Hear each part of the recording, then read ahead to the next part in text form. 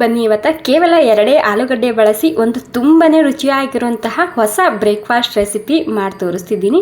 ಅದಕ್ಕಾಗಿ ಮೊದಲಿಗೆ ನಾನಿಲ್ಲಿ ಒಂದು 2 ಕಚ್ಚಾ ಆಲೂಗಡ್ಡೆ ತೊಗೊಂಡು ಈ ರೀತಿ ಸಣ್ಣದಾಗಿ ಕಟ್ ಮಾಡ್ಕೊಂಡು ಮಿಕ್ಸಿಯಲ್ಲಿ ಇವಾಗ ಇದನ್ನು ರುಬ್ಕೋದಕ್ಕೆ ಹಾಕ್ಕೊತಿದ್ದೀನಿ.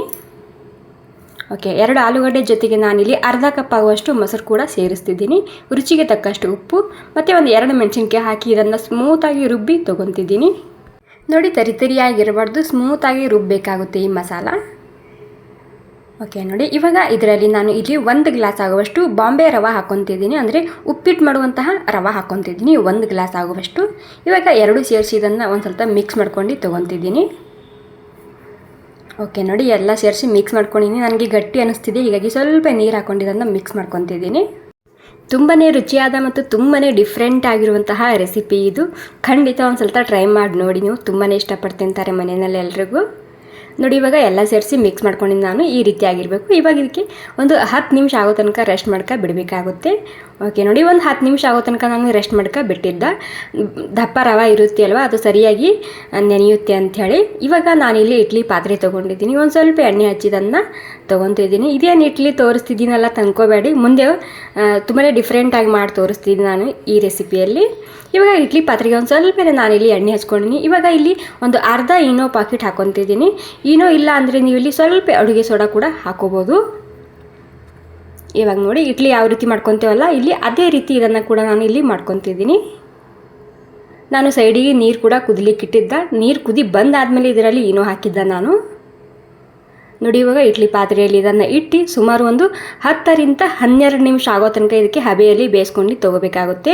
ನಾರ್ಮಲ್ ಇಡ್ಲಿ ಆದರೆ ನಾವು 7 ರಿಂದ 8 ನಿಮಿಷ ಬೇಯಿಸ್ತೇವಲ್ಲ, ಇದಕ್ಕೆ ಒಂದು 10 ರಿಂದ 12 ನಿಮಿಷ ಆಗೋ ತನಕ ಬೇಯಿಸಬೇಕಾಗುತ್ತೆ. ಇವಾಗ ಸ್ವಲ್ಪ ಇಡ್ಲಿ ತಣ್ಣಗಾಗಿದೆ. ತಣ್ಣಗಾದ್ಮೇಲೆ ಇದನ್ನು ನಾನು ಪ್ಲೇಟ್ನಲ್ಲಿ ಸೈಡಿಗೆ ಎತ್ತಿಟ್ಕೊತಿದ್ದೀನಿ. ನೋಡಿ, ಸಾಫ್ಟ್ ಆಗಿರುವಂತಹ ಇಡ್ಲಿ ತಯಾರಾಗಿದೆ. ಇಲ್ಲಿ ನಾನು ಕಡಾಯಿನಲ್ಲಿ ಒಂದು ಸ್ವಲ್ಪ ಎಣ್ಣೆ ಹಾಕ್ಕೊತಿದ್ದೀನಿ. ಎಣ್ಣೆ ಗರಂ ಆದಮೇಲೆ ಸ್ವಲ್ಪ ಸಾಸಿವೆ ಮತ್ತು ಜೀರಿಗೆ ಹಾಕ್ತಿದ್ದೀನಿ.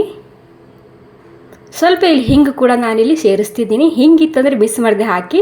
ಅದ್ರ ಜೊತೆಗೆ ಇಲ್ಲಿ ಕರಿಬೇವು ಸೊಪ್ಪು ಕೂಡ ನಾನು ಒಂದು ಸ್ವಲ್ಪನೇ ಹಾಕ್ಕೊತಿದ್ದೀನಿ. ಓಕೆ ನೋಡಿ, ಎಲ್ಲ ಸಿಡಿದಾದ್ಮೇಲೆ ಇಲ್ಲಿ ಜೀರಿಗೆ ಸಾಸಿವೆ ಸಿಡಿದಾದ್ಮೇಲೆ ಒಂದು ಸ್ವಲ್ಪ ಅರಿಶಿಣ ಕೂಡ ನಾನಿಲ್ಲಿ ಎಣ್ಣೆಯಲ್ಲಿ ಹಾಕ್ಕೊತಿದ್ದೀನಿ. ಎಣ್ಣೆಯಲ್ಲೇ ಹಾಕಬೇಕು, ಅರಿಶಿಣ ಸರಿಯಾಗಿ ಬಿಟ್ಕೊಳ್ಳುತ್ತೆ ಅದು. ಇವಾಗ ಈ ಇಡ್ಲಿ ಹಾಕ್ಕೊತಿದ್ದೀನಿ ನಾನಿಲ್ಲಿ. ಓಕೆ, ಟೋಟಲಿ ನಾನಿಲ್ಲಿ ಒಮ್ಮೆನೇ 10 ಇಡ್ಲಿನ ಸೇರಿಸ್ತಿದ್ದೀನಿ. ಇವಾಗ ಎಲ್ಲ ಸೇರಿಸಿ ಸರಿಯಾಗಿ ಎಲ್ಲ ಕಡೆಗೆ ಅರಿಶಿಣ ಹತ್ತಿಬೇಕಲ್ವ, ಹೀಗಾಗಿ 1 ರಿಂದ 2 ನಿಮಿಷದನ್ನು ಸರಿಯಾಗಿ ಮಿಕ್ಸ್ ಮಾಡ್ಕೊಂಡು ತೊಗೊತಿದ್ದೀನಿ. ಟೇಸ್ಟ್ ತುಂಬ ಅಂದರೆ ತುಂಬಾ ರುಚಿಯಾಗಿ ಬರುತ್ತೆ. ನಿಮಗೆ ಇಲ್ಲಿ ಜಾಸ್ತಿ ಖಾರ ಬೇಕಿದ್ರೆ ಎಣ್ಣೆಯಲ್ಲಿ ಹಸಿ ಮೆಣಸಿನ್ಕಾಯಿ ಕೂಡ ಹಾಕೋಬೋದು. ನಾನು ಮಕ್ಕಳಿಗೋಸ್ಕರ ಮಾಡ್ತಿರೋದ್ರಿಂದ ಇದರಲ್ಲಿ ಮೆಣಸಿನ್ಕಾಯಿ ಹಾಕಿಲ್ಲ ಅಷ್ಟೇ. ಸ್ವಲ್ಪ 2 ಖಾರದ ಪುಡಿ ಮತ್ತು ಒಂದು ಸ್ವಲ್ಪ ಉಪ್ಪು ಕೂಡ ನಾನಿಲ್ಲಿ ಸೇರಿಸ್ತಿದ್ದೀನಿ. ಒಂದು ಸ್ವಲ್ಪ ಜಾಸ್ತಿ ಇಲ್ಲ, ಮಕ್ಕಳಿಗೋಸ್ಕರ ಮಾಡ್ತಿರೋದ್ರಿಂದ.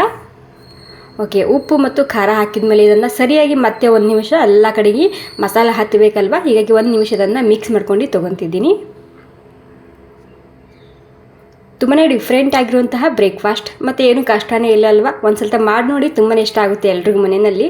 ತುಂಬಾ ರುಚಿಯಾಗಿ ಬರುತ್ತೆ. ಇದರಲ್ಲಿ ಆಲೂಗಡ್ಡೆ ಹಾಕಿರ್ತೀವಲ್ಲ, ಹೀಗಾಗಿ ತುಂಬಾ ಸಾಫ್ಟಾಗಿ ಬರುತ್ತೆ ಇಡ್ಲಿ. ನೋಡಿ, ಒಂದು 3 ರಿಂದ 4 ನಿಮಿಷ ಆಗೋ ತನಕ ನಾನು ಇಡ್ಲಿ ಎಣ್ಣೆಯಲ್ಲಿ ಫ್ರೈ ಮಾಡ್ಕೊಂಡು ತೊಗೊಂಡಿದ್ದ. ನೋಡಿ, ಎಷ್ಟು ಸರಿಯಾಗಿ ಕಾಣ್ತಿದೆ ಅಲ್ವಾ. ಸೊ ನೋಡಿದ್ರೆ ತಿನ್ಬೇಕು ಅನಿಸ್ತಿದೆ, ಅಷ್ಟು ರುಚಿಯಾಗಿ ಬರುತ್ತೆ. ಓಕೆ ಫ್ರೆಂಡ್ಸ್, ಈ ರೆಸಿಪಿ ನಿಮಗೆ ಸ್ವಲ್ಪನಾದರೂ ಇಷ್ಟ ಆಗಿದ್ರೆ ಒಂದು ಲೈಕ್ ಮಾಡಿ. ಹಾಗೆ ನೀವು ಕೂಡ ಒಂದು ಸ್ವಲ್ಪ ಮಿಸ್ ಮಾಡದೆ ಟ್ರೈ ಮಾಡಿ ನೋಡಿ, ಸಖತ್ ರುಚಿಯಾಗಿ ಬರುತ್ತೆ. ಥ್ಯಾಂಕ್ ಯು ಸೋ ಮಚ್ ಎಲ್ರಿಗೂ.